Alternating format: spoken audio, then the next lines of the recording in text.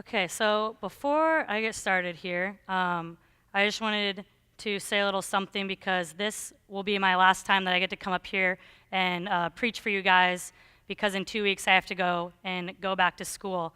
I still have 2 weeks here. This isn't like my last Sunday, but I think it's the last Sunday they let me have a microphone. So I'm going to take advantage. I'm going to say whatever I want.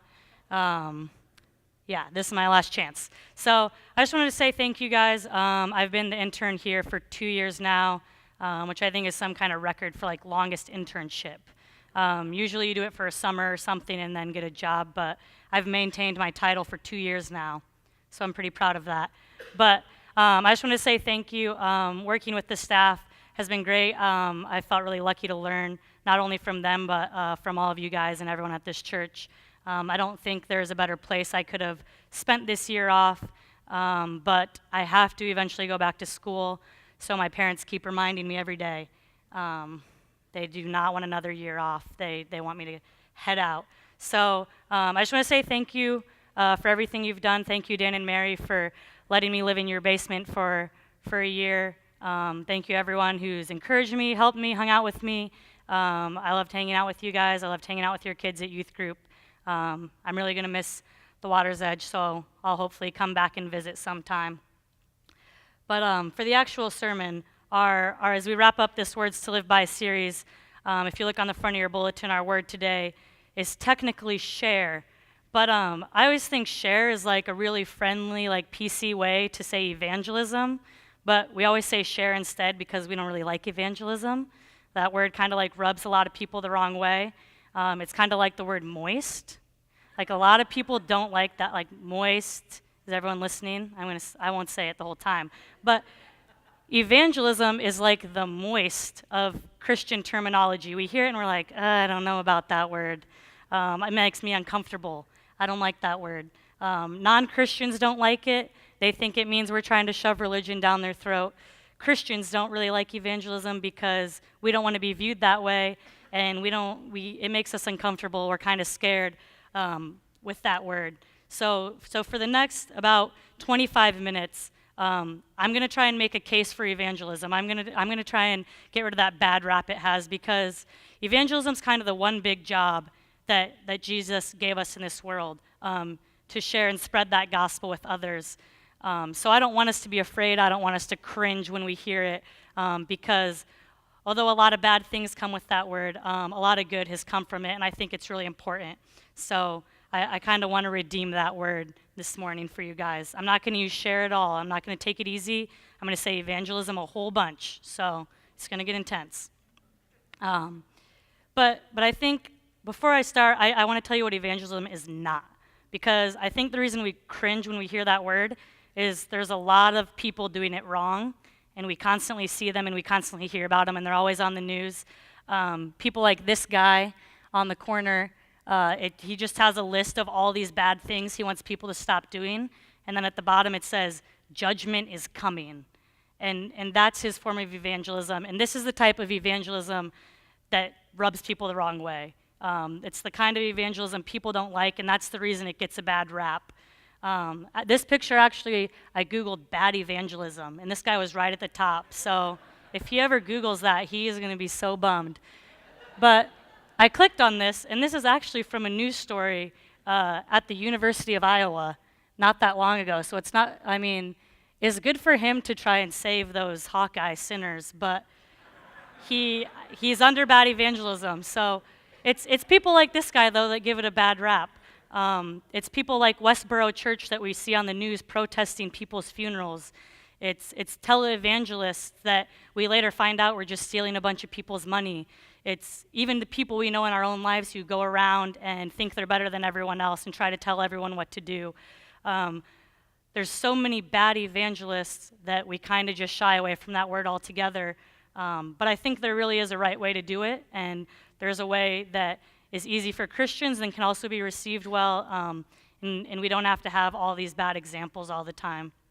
So like I said, for the next 25 minutes, set aside these bad views. Don't think about people like that guy, all these bad examples you've known. Maybe you can picture that one person at work who's the bad evangelist and always annoys you. Set all those views aside. I'm really going to try to redeem this word. So I'm going to start with just the plain dictionary definition of what evangelism means. It says, evangelism is defined as the spreading of the Christian gospel by public preaching or personal witness. And an evangelist is a person who seeks to convert others to the Christian faith. So those are pretty broad, general definitions. Maybe you like that, maybe you don't. Maybe those definitions rub you the wrong way. But it can mean a lot of different things. And evangelism also has changed a lot throughout history. When the first evangelists in the Bible were going around, they were telling the good news for the first time. There were people that didn't really know about Jesus. We're not really doing that anymore. When I was a freshman at Creighton, I got to go on a mission trip over the summer in Malawi, which is like this little tiny country in southern Africa. And it's kind of in that zone where not everyone has heard of Christianity yet, which still exists in 2016. But I got to go on a mission trip there, and we had translators, and we would go into different villages, and they were like, sometimes you might meet people who have never heard of Jesus before. And I was like, that's not going to happen, but I'll go. And so we walk out in the middle of nowhere through this village. It took us all day. And when we get there, they're like, yeah, just knock on the door and then ask people if they've ever heard of Jesus Christ before. And I was like, if I did this at home, I would get the cops called on me probably. But we knock on this guy's door. The first guy we get to, he comes out. We're like, hey, have you ever heard of the person Jesus Christ? And he goes, no, who's that? And me and my friends are like, oh my gosh. This guy's literally never heard of Jesus before. And so we're looking at our translator, and he goes, okay, tell him. And we were like, tell him what? Like, where do we even start? Tell him, do I start with Adam and Eve? Do I start at the beginning of the Gospels? We had no idea what to do. Luckily, our translator was there. He did most of the talking. It seemed to go well. I have no idea what they were saying. But I think we saved him. So that's what evangelism used to be like. That's like original evangelism. You are not going to do that in West Omaha. Do not go door to door asking people if they know Jesus. It will not go over well. Evangelism has changed a lot. It doesn't mean sharing the gospel with someone for the first time, because most of your friends, whether they've gone to church their whole life or they've never been to church in their entire life, they probably know who Jesus is at this point. They probably know the main gist of the story. They probably even know most of his teachings. Like, someone who's never been to church can probably tell you 2 or 3 things Jesus taught. We are not going to be breaking the news anymore.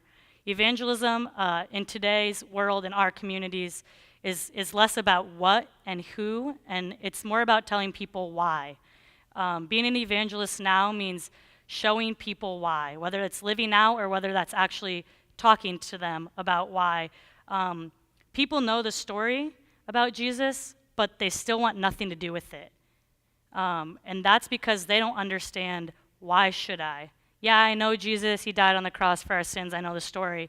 I don't get why I should have to have a relationship with him. I don't get why I would ever go to church. I don't get why I would sacrifice my life to live that way. People don't get why. And so, as evangelists today in Omaha, Nebraska, we are gonna try and show people why. They want to know why you're here this morning, why you come to church every Sunday. They want to know why your kids are in Sunday school and in youth groups and going on mission trips. They want to know why part of your income gets donated to a church, that you just freely give that away to charities and other things. They want to know why you bother praying, why you would even do that. They want to know why. And so evangelism today, like I said, you're not going to be explaining who Jesus is, which is a good thing. It's really hard. But you, as Christians, we can be evangelists by showing and telling people why we do the things that we do. And that can be spreading the gospel as well, which is exactly how evangelism is defined.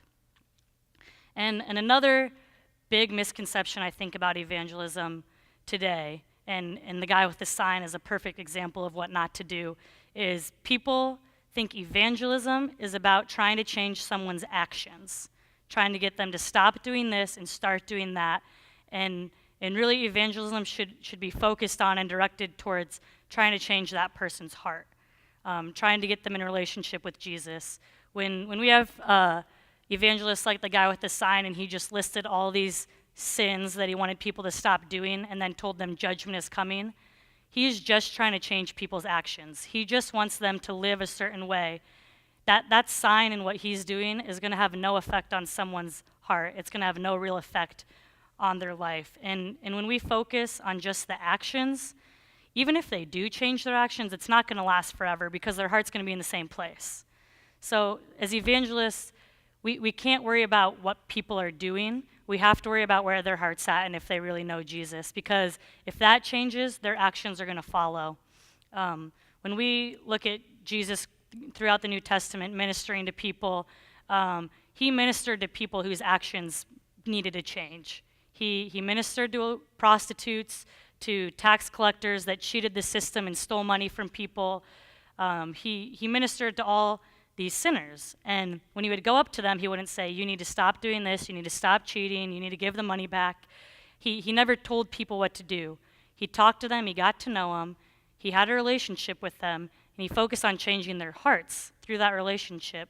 And if you read those stories, you'll see that eventually at the end, when those people's hearts were changed, their actions changed too. They gave the money back, they stopped doing those things, not because Jesus told them to, but because he changed their heart. They changed their actions on their own accord.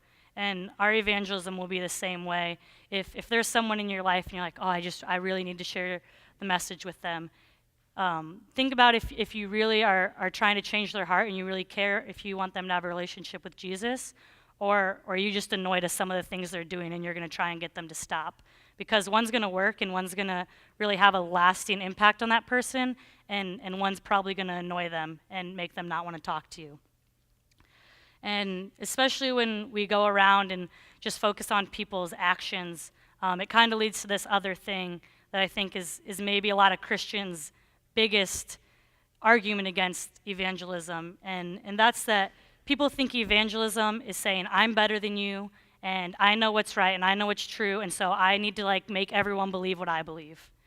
And that's not what evangelism ever looked like in the Bible, and it's not what it should look like for us, because evangelism is not saying I'm better than you, it's saying I've been there before.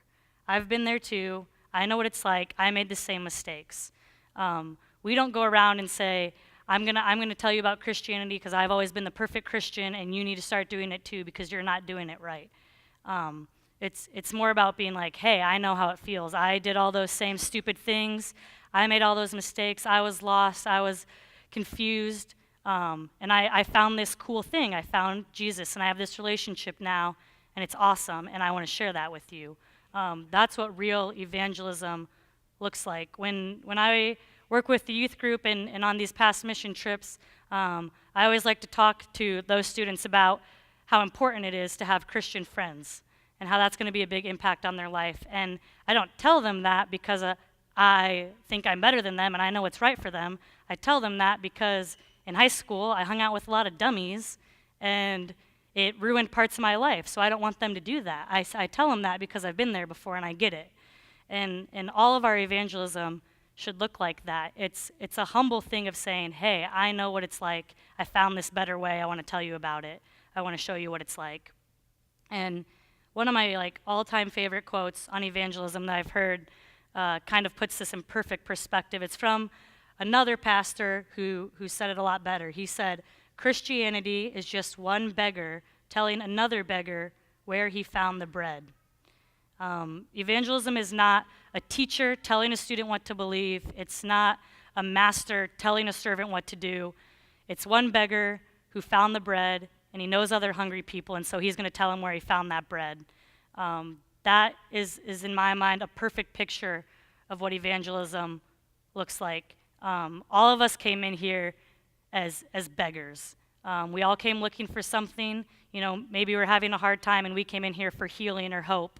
Maybe we didn't know, what to do with our lives, and we came in here looking for a purpose. Maybe we came in here looking for community and love and all those things. Whatever it is that brought you to Jesus, if you found that in him, if your life was changed by that, and you go out and see someone struggling with the same thing, you have to tell them where you found that bread. It's not a pride thing. It's just one beggar telling another where the bread is. That's what our evangelism should look like. We come in here, we get filled up, we worship, we are in community with each other, we hopefully learn something, we have a good experience, and then we go out to Hy-Vee, we go to our kids' game, we go to wherever we go after this, and we see people who are struggling with stuff that we used to struggle with before we met Jesus, and we don't want to tell them about it because it might be awkward. We don't want to come off as proud, but it's not a pride thing. It's just one person helping out another. If we find something here, we got to tell people who are looking for the same thing, and that's really, in my mind, what real evangelism should look like. And in our scripture today, when Jesus comes to this new town, it says, when Jesus saw the crowds, he had compassion on them because they were confused and helpless, like sheep without a shepherd. So like I was saying, Jesus didn't come in and be like, I cannot wait to tell all these people what to believe. He came in, he saw they're lost and confused. He had compassion on them. He understood where they were coming from. He understood what it was like, and that's why he wanted to reach out and help them. He saw that they were struggling, and he wanted to be there for them. And that should be kind of our goal and our purpose in how we approach evangelism. Not, okay, I need to get this person into church. I can't believe they've never been. It's, oh, that person lost a loved one. I see them really struggling with that. I remember when that happened to me and I found a lot of comfort at church. I bet they would too. That's a more evangelistic approach. That's the way Jesus did it. That's the way we should do it.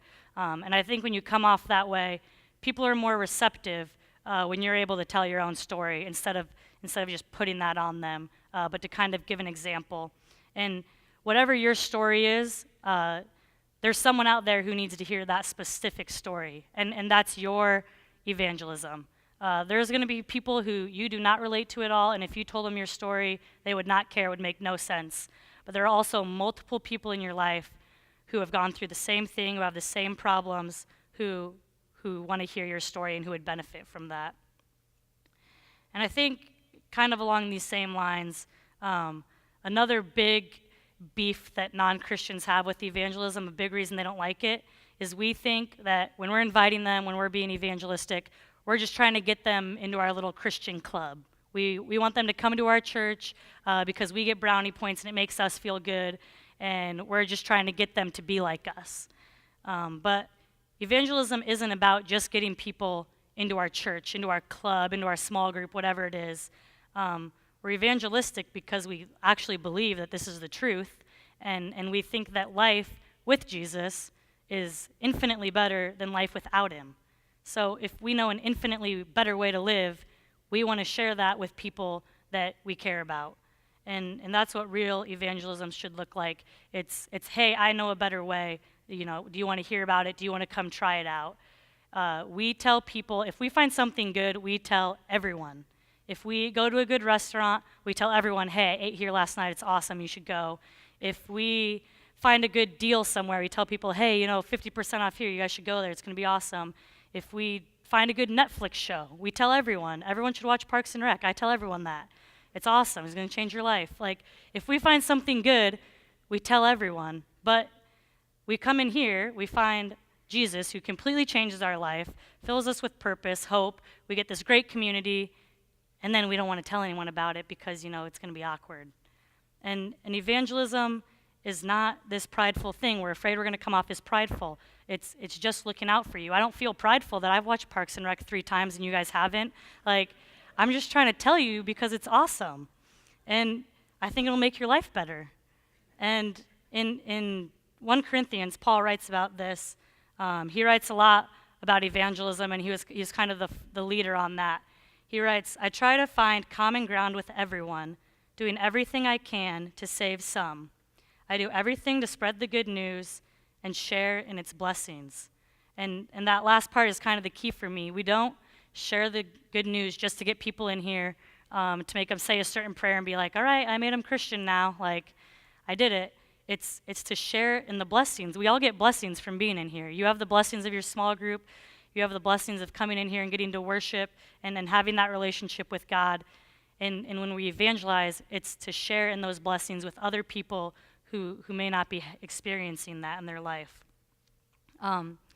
The probably biggest turnoff that I hear from non-Christians when I talk to them and mention anything about evangelism, and they go, oh, well, no, I don't like that word. A lot of people think we're just trying to convert them. We don't care about them.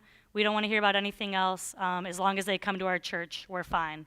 We're not going to be there for anything else. We don't want to talk about anything else. They kind of view evangelism as like a one-track mind, and that's where those door-to-door people get off track. They come, they want to talk to you about Jesus, try to convert you, and if it doesn't work, you're never going to see them again. They don't actually care about you. And that's not what real evangelism should look like. If you're going to try to evangelize to someone, if you want to share the gospel with them, you have to care about the whole person. If you want to affect them spiritually, you have to care about them physically, mentally, emotionally. You have to be there for them 100%. You can't just want to convert them because they're not going to want to hear you out if they know that. And my pastor in Marion used to tell a story from when he was about my age. He was a seminary student, and part of one of his internships was he had to preach at this homeless shelter where they fed him dinner every night. So it's kind of a good system. If you wanted to come in and get the free dinner, you had to sit through about a 10-minute sermon. So, sharing the gospel and feeding people, it seems like a good deal. So he had to go in and give this 10-minute sermon, and if you survive the seminary student's 10-minute sermon, you get a free meal. And so he said he was up there, he started preaching, he got about a few minutes in, and then some guy in the back corner goes, "Shut up!" Like yells it over his crowd, and he's like, okay. And that same thing happened at my first sermon, so I know it's hard. And that didn't happen. But so don't do it today. So Mike kind of goes, all right, well, these people are smiling. So he just kind of faces over here and ignores it. But as he kept going, the guy kept going, stop talking, wrap it up, is yelling over while he's trying to finish his message. And so he's getting really distracted, he's getting flustered. Finally, the guy in the back corner goes, hurry up and finish, we are starving. And then that's when Mike, he kind of realized, he's like, so then I just said a prayer and they got dinner 5 minutes earlier. And he talks about that and he realizes, nobody is going to sit and listen to a sermon if they're starving. They came for a free meal, they're homeless, they're hungry. They don't want to sit and listen to your 10-minute thing. Evangelism's not going to work if you don't care about anything else about the other person. In our scripture today, when Jesus came in, he saw the people were confused and helpless. He had compassion on them. He didn't just start preaching and telling them what to believe. The first thing he did, it says in verse 35, he healed every kind of disease and illness. Because Jesus wasn't just there to make them believe in him and then leave. He cared about the whole person. He cared about everything going on in their life. And when you care about the whole person, they're more willing to hear you out. If someone's hungry and you have food, but instead you give them a 10-minute sermon, they are not going to become Christians. They're just going to be really annoyed and hungry, and they're going to heckle you from the back row until you let them eat.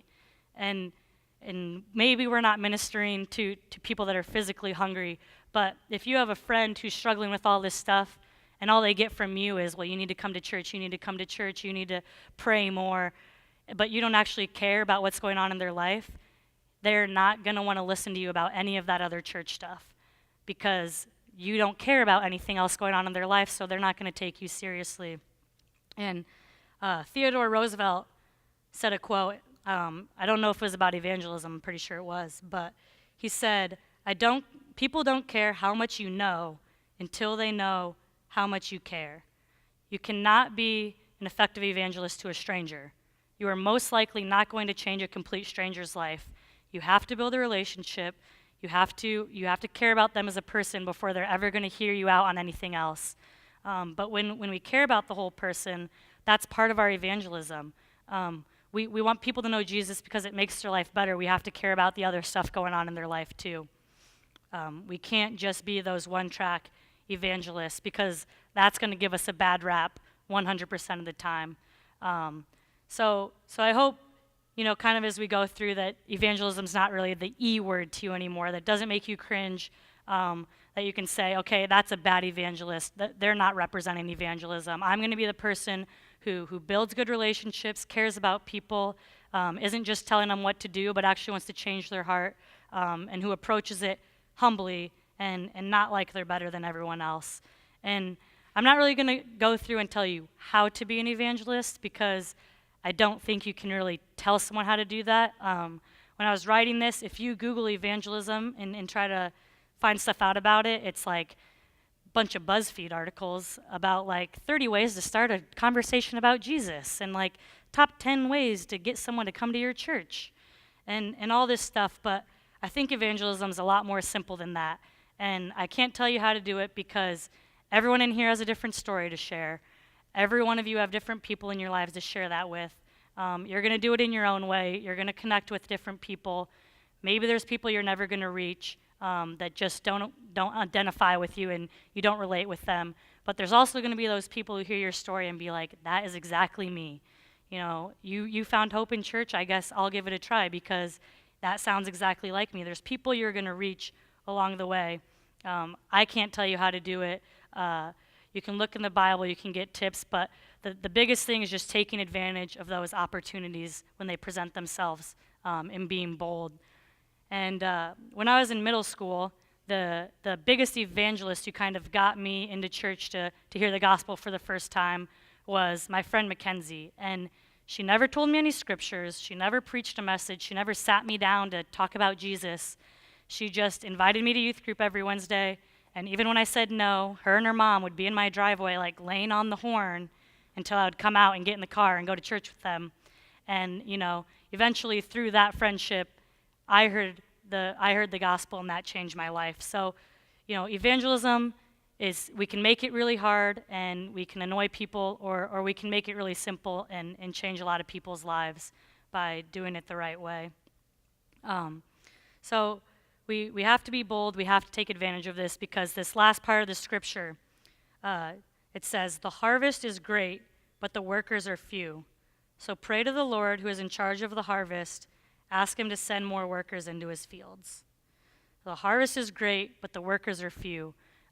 If you think everyone in your life and everyone that surrounds you is already Christian, you're probably not paying attention enough, because the harvest is great. There's still a lot of people who are struggling, and you know, maybe there's people who don't want to hear from you, but I guarantee you there are people that do want to hear from you, that are just waiting to be asked. Because half the time I invite someone, they say, no, that's not for me. But the other half, they say, like, finally somebody invites me. Like, I've wanted to go, but they're not going to go alone. They don't know what to do. They just have been waiting for someone to take that step, and I promise there are people like that in your life. You might get rejected a few times, but you know, if you get one person here and that changes their life, that makes it worth it. I think the harvest is greater than we think, and the workers are so few, because we're so afraid of this word, and we're so afraid of what it means, and you know, we don't want to be that pushy religious person, but there's a humble, easier, relational way to be evangelists, and so I hope that as we leave here today, we can be more like that. So that last part of the verse, Jesus is telling them to pray to the Lord that he'll send more workers out into his field, more people to change lives. So as I wrap up, that's how we're going to end, and we're going to pray for those things. So you guys all bow your heads and pray with me.